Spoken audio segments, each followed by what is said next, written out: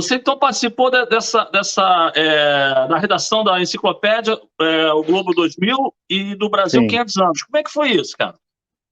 Então, eu comecei a trabalhar em grandes jornais fazendo crítica literária, né, no Tribuna da Imprensa, que é foi um jornal muito importante aqui no Rio. Eu trabalhei lá num caderno de automóvel e turismo. Eu imprimia o meu Qual é a Boa lá. Ali a gráfica deles era fantástica, né? Rua do É. Lavradio ali. E eu trabalhei lá no caderno de automóvel e turismo, e ali eu comecei a escrever crítica literária no caderno cultural deles, que era o Tribuna Bis. Depois eu comecei a escrever também para o Jornal do Brasil, Caderno Ideias, onde eu trabalhei também no Jornal do Brasil na economia. Por fim, comecei a escrever para o Globo. No Globo foram 17 anos escrevendo para o caderno Prosa e Verso, e nessa eu conheci muita gente da redação. Algumas pessoas, o meu irmão já tinha trabalhado, como Arthur da Pieve, e aí eles me chamaram em 99 para fazer verbetes para essa enciclopédia. A princípio, trabalho em casa, e foi em 98. Em 99, a gente trabalhou na redação, que aí a gente fez também o Brasil 500 anos. Então, foi um trabalho, assim, 1 ano e meio, mais ou menos, muito prazeroso, e é ali que eu comecei a tomar gosto também pela pesquisa histórica. Nós temos historiadores no grupo, né?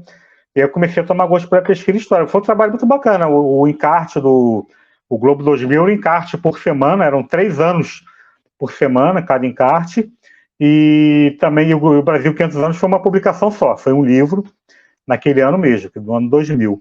Então foi muito bacana, assim, a gente trabalhava na redação, convivia com os outros jornalistas, a gente trabalhava de manhã, de 9 às 3, para não ocupar muito os computadores, que depois o pessoal chegava da rua, tinha que ter computador para eles. Mas foi muito bacana, foi eu trabalhar com o Arthur da Pieve, o Sérgio Rodrigues também, que é escritor. Então foi uma experiência muito boa ali no final dos anos 90 para mim. Caramba, muito trabalho, né, André? Deu muito trabalho isso, né?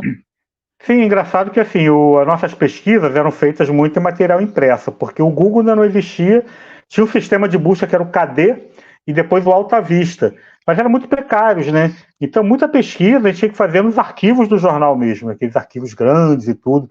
Hoje seria mais fácil, hoje nós temos muitos arquivos digitalizados, né, de arquivo nacional, até arquivos fora do país, mas na época não, na época estava na transição ainda para esses sistemas de busca, de armazenamento aí, mas a gente conseguiu, a gente buscava aqui e ali, enciclopédias também, e aí fomos fazendo os verbetes, até que tinha uma sessão que era muito legal, todo final do ano, né, ele botava e tudo acabou na tela, e tinha um filme que tinha uma referência a algum tema daquele ano pesquisado, então eles juntavam também cinema, que era bem legal, e o Brasil 500 anos foi uma história do Brasil sob o viés cultural.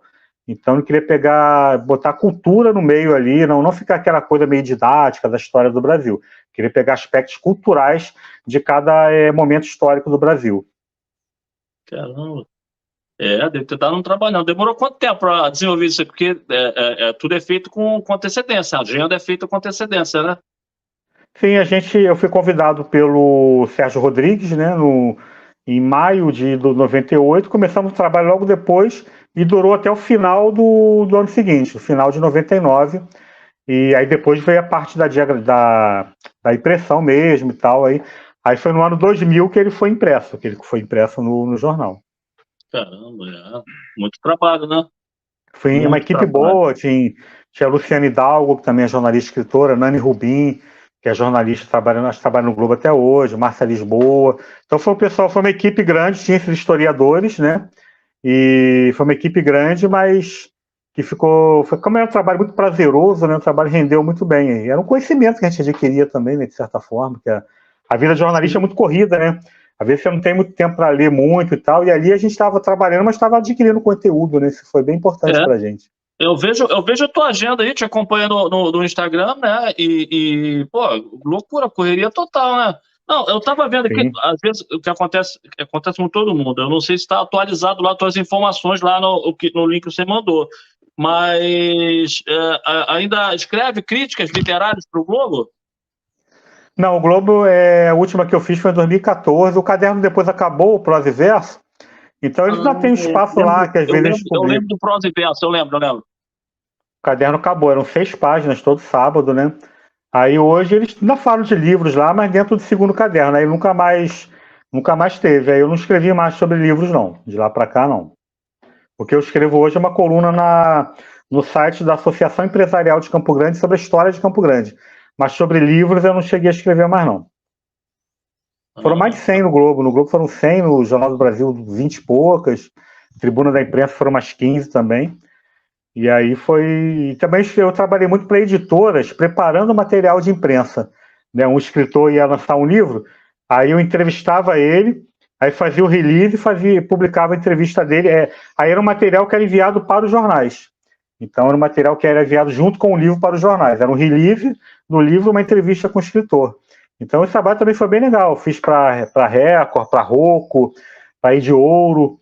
Então foi também bacana esse trabalho com livros. Caramba. Porque assim, bem, eu até comentei, eu quis fazer uma ideia de quando você iniciou a idade, por quê? Porque assim, pelo que eu andei percebendo, estudando, né, essa situação toda, depois que a gente, é igual fazer tatuagem, não mal comparando, mas depois você faz a primeira tatuagem, depois vem várias. Então o livro deve ter sido a mesma coisa. Deve ter acelerado. Depois fez o primeiro e aquilo vai andando, isso motiva, né? Isso motiva, né? Sim, aí você depois deslancha, né? Aí os teus livros lá para cá foi em sequência, tipo assim, porque 19 livros é muita coisa, né? Então, foi um por ano, um a cada 2 anos, ou teve um que foi mais rápido, outro foi mais... Porque tem livros que dá mais trabalho, né? A pesquisa, a análise, não é isso? Sim. Foi até bom você fazer esse comentário, porque, assim, na época eu tentei publicar livro ainda lá, no final dos anos 90, era muito difícil, porque você só tinha as grandes editoras. Eu ia chegar nesse ponto, você estava mais fácil, eu também ia fazer essa pergunta. Porque aí eu tenho que contextualizar, né, um pouco, porque era muito difícil investir no autor jovem, no autor que não era conhecido, porque você não conseguia fazer poucos livros, as gráficas só faziam uma quantidade grande. Hoje isso mudou. Então, assim, eu peguei essa transição. Quando eu lancei em 2004 Serrote, eu levei mais 4 anos para lançar o Velho Oeste Carioca, pela Ibis Libris. Depois eu levei mais 3 anos para lançar Rebelião dos Finais, que é um livro de contos. A partir de 2012 que melhorou, que aí tinha uma livraria editora aqui em Campo Grande, que era a Edital, que eu até fui trabalhar lá, e aí começamos a publicar um por ano. E depois eu aprendi, assim, não sou um editor, mas eu consigo fazer meus livros com uma diagramadora aqui de Campo Grande, a Isabelle. E aí eu passei a fazer um por ano, porque passou a ter essa impressão por demanda, né? As gráficas começaram a reduzir. A tecnologia, né, foi fundamental para isso. Então hoje você pode fazer 10 livros, 5 livros por um custo baixo. Eu costumo fazer sempre 200 livros. Então, e hoje em dia eu tenho lançado 2 livros por ano. Eu procuro também lançar sempre livros de ficção, e sempre um livro ligado à história do Rio de Janeiro. De forma independente hoje em dia, né? E para mim tem sido bom, porque eu mesmo cuido das vendas também e tal, então tem sido interessante para mim. Uso muitas redes sociais para divulgar os livros. Aqui a gente aprende, conhece e evolui junto. Curta, comente, compartilhe, inscreva-se, não custa nada.